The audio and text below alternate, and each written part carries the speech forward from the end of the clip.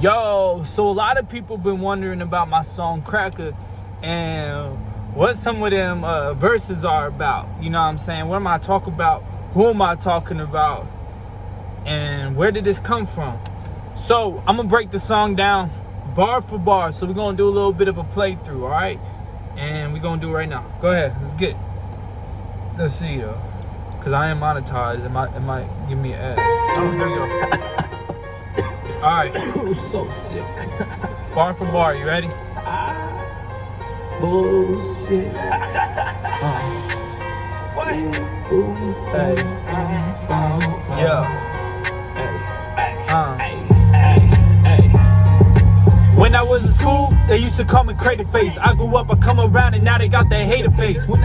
Alright, first line. When I was in school, they used to call me Crazy Face. I grew up, I come around, and now they got that hater face. So basically, Crazy Face was a nickname that people used to use because I had really bad acne in high school. And that was one of the things that kids just like to, they like to pick on, whatever. But we all grow up, we all get better, we all glow up, you know what I'm saying? And my glow up was the fact that I didn't let a lot of stuff affect me. So everything they said I couldn't do, like the YouTube, the rapping, everything I care about in life, bro. That's where the line comes in. Now they come around and now they got that hater face. You know what I'm saying? So that's basically what that means, is that every little bit of torment or that shit, the crazy talk or whatever that happened in high school, all that put a brother down type of thing, you know what I'm saying? I came up from that. First line is already meaningful for me. Was a kid, I was getting all this kitty cat. 24 years and I still bring them hillies back. I was getting all this kitty cat. 24 years, I still bring them hillies back. I mean, come on, I'm a 90s baby. So at one point, we had the hillies. Next. But really vanilla ice, and then we realized this isn't their real life. We know there won't be an Obama without Michelle. Vanilla ice, then we realized.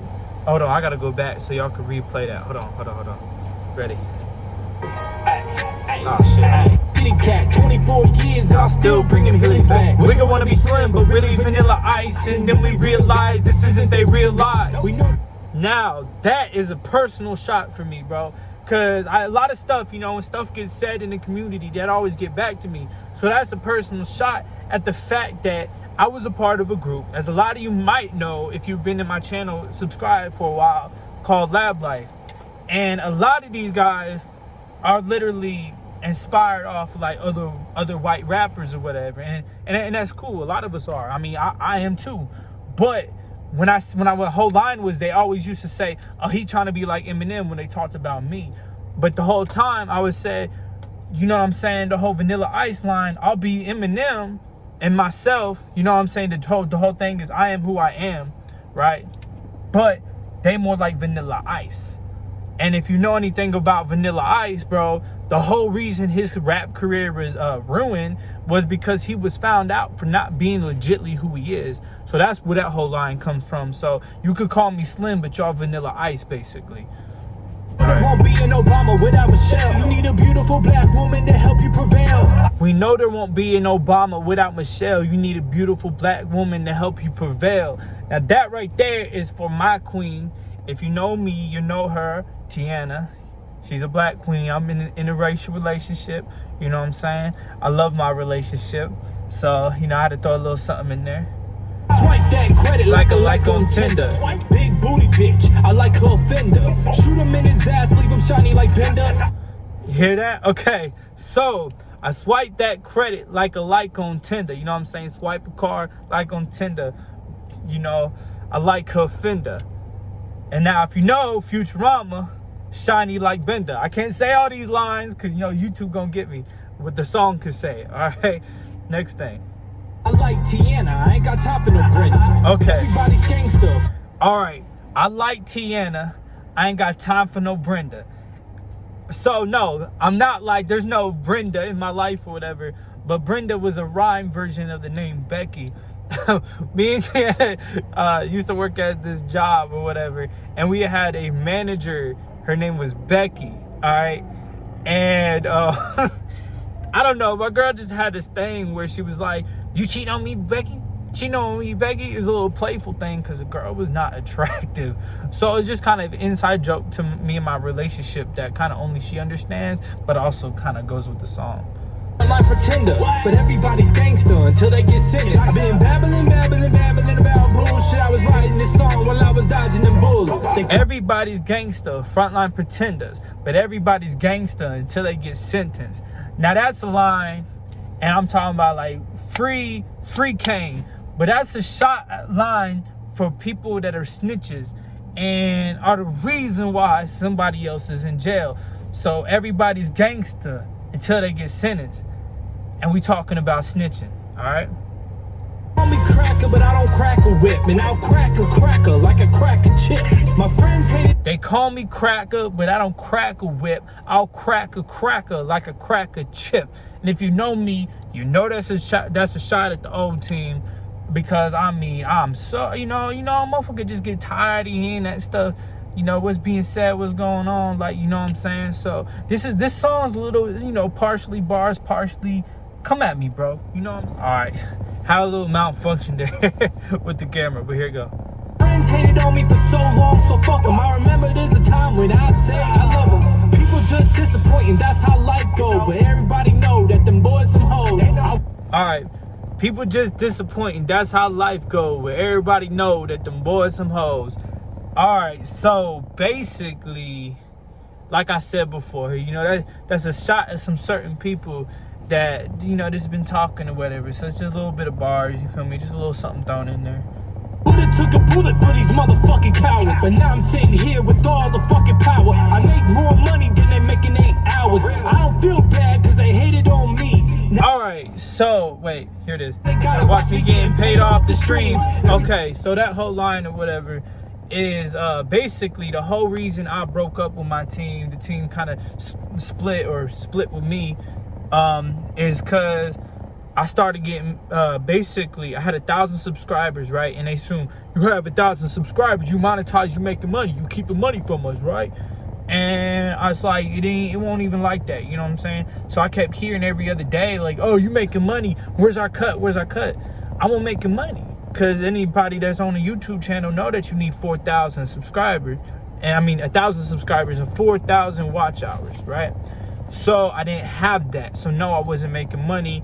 But everybody was calling me a liar, kept trying to create a confrontation every other day. And even if you make money, you know, in the beginning of YouTube, you ain't even making enough, you know, you have to have make $100 to even get your first check. So, you know, the whole history there is that they didn't believe me. They didn't trust me. They didn't take me for my word. And they let the thought of me making money without them get in between us, even though I always kept it truthful and kept it 100. So I was like, now they got to watch me get paid off the streams, because since they kicked me from the crew, I've obviously grown. If you look at the channel from then to now, I've obviously grown a whole lot, that I am getting monetized. I am making money on YouTube. So it's kind of like the thing that you feared most came true. Next line. Time I beat a motherfucker, I was provoked. See me nowadays and all they do is choke. I was steady living out my dreams. Every time I beat them up, I was provoked. See me nowadays and all they do is choke. That goes for the social media crap going on, where everybody, you know, they share woke post or real post or whatever, and everybody's that now. Everybody's tough. Everybody's got, you know, everybody, you know what I'm saying? I don't know the word for it, but it's a lot of capping. It's a lot of fake stuff. These people aren't what they really are on social media. So I feel like anybody in the last couple of years that has anything negative to say, and they said, oh, I do this to Shades, I do that to Shades, you know, I see them in person and all they do is choke. So that's what that line's about. Let me go back. Paid off the streams. Every time oh wait, it went back. See me nowadays and all they do is choke. I was steady living out my dreams. I was 14, all this pressure on me. I just needed a release, but I said I was a beast. I was beating all the competition and they became my position. Now I'm in the position. I can have a mama missing, but I'm on a mission for about the pissing. Wait, let me go back to the beginning. I got too hype in there, all right? Say this shit correct, you can't just needed a release, but instead of off the streams. Every time I beat a motherfucker, I was provoked. All right, wait. And all they do is choke. I was steady living out my dreams. I was 14, all this pressure on me. I just needed a release, but instead I was a beast. Okay, that line. I just needed a release, bro. At 14 years old, I left North Carolina where I was born. Well, 13, 14, somewhere in between there, right? And I moved to Ohio, and we're gonna have a real moment. So a lot of people don't know about me. I went with my mom to Ohio. My dad was stayed in North Carolina, so I went with my mom to Ohio. I moved in with my grandparents with my mom until she could find a house or whatever. And as somebody who loves the culture and has always had love for the culture, it was really hard for me being in a household where I was not allowed to have my friends that was black over. I wasn't allowed to have any friends that was basically not white or, you know, not whitewashed.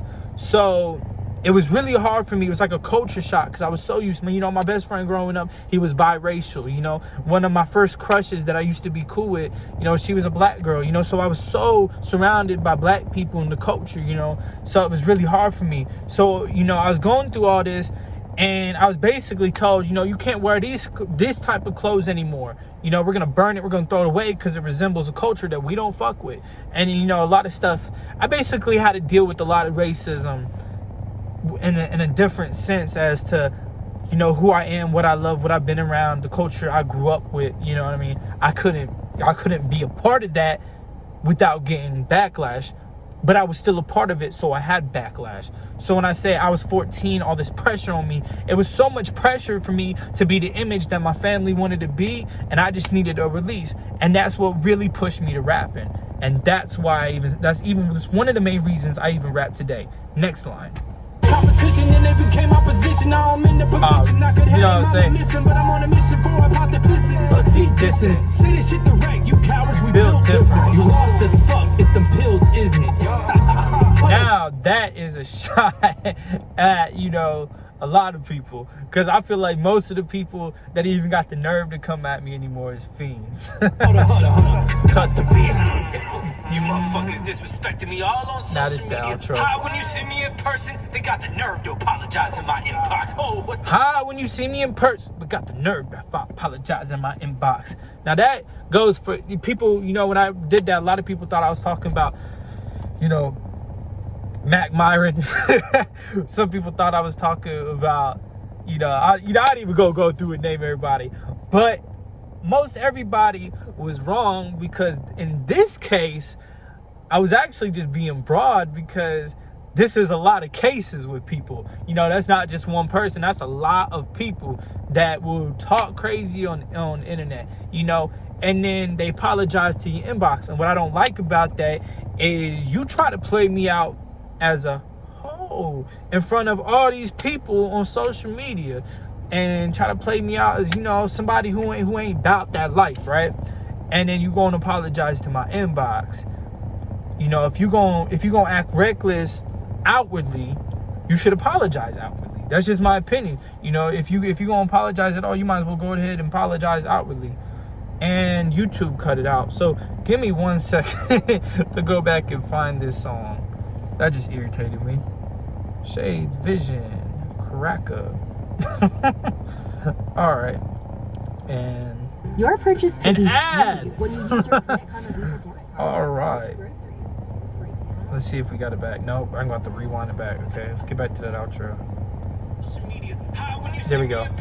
They got the nerve to apologize in my inbox. Oh, what the fuck is wrong with you motherfuckers? You call yourself gangster on somebody's paperwork. You motherfuckers is not gangster.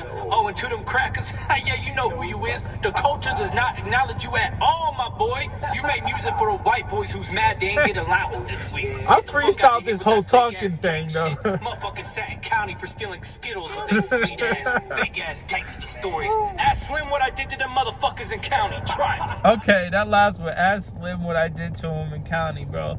Basically, this is we was in a it was my first time going to jail, like jail, not JDC, jail, and it was on my 18th birthday, man. It sucked, but I went in there, and there's this dude. He kept calling himself Slim after Eminem, because he was the only white boy in the pod until I got put in there. And he just kept on running his mouth, you know, using the B word, you know, you know, cussing at me, trying to play me out, you know. And he kind of he was there for being on crack or heroin or something like that. But he had this fixation of being the toughest white guy in the pod. It was really weird. Anyways, and Hood Jeep can attest to the story. They kept on pushing me. So then we got into a corner. It was my first jail fight. We got into a corner where the camera couldn't see you. And we duked it out, bro. They had to move me to another pod and everything. But yeah, I basically knocked him into a corner. You know, he got one good shot on me, but the rest of the time I had him in the corner. I was just beating him in, and they had to give me like, oh, okay, they're coming. They kept on saying, okay, the CEO's coming. And you know, I never seen Slim since that fight. You know, I kind of wonder what happened to him, because, you know, I seen him before that fight, but not after. Anyways, that's it for the freaking video, Cracka. So, I mean, go and listen to the full song yourself, and leave me a like.